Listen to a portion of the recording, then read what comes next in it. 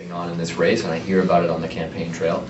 The trade-off between someone who has a lot of time in the political system versus someone who really brings a different perspective with the attitude that that we need some new ideas and some new leadership to really get things done in Washington. So the themes in many ways haven't very much changed, but of course this is new dynamic where it is now for a Republican versus a Democrat.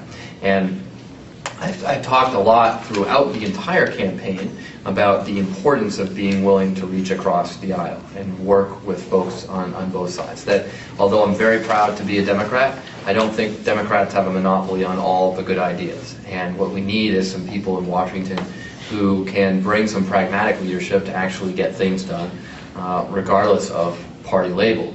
But at the same time, it is true in Washington today that the Republican majority is controlling the Congress, and Richard Tassé would be going to Washington to add one more vote to that majority, and an agenda that is unfortunately really controlled by the far right.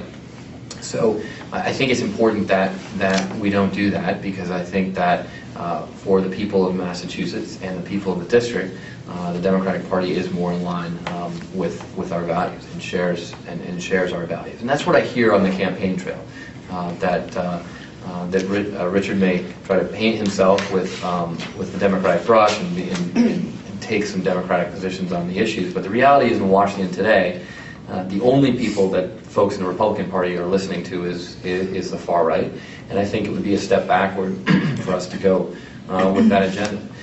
So those are sort of the two big themes. Do you want a career politician, or do you want someone that's new, and do you want someone who represents Democratic values, or do you want someone who's going to be one more vote added to the Republican majority, which will, regardless of intent, will definitely strengthen in some ways the hegemony of the far right that's been trying to shut down the government and fight against women's values, women's rights, and gay rights, and all the things that Massachusetts has been so progressive on.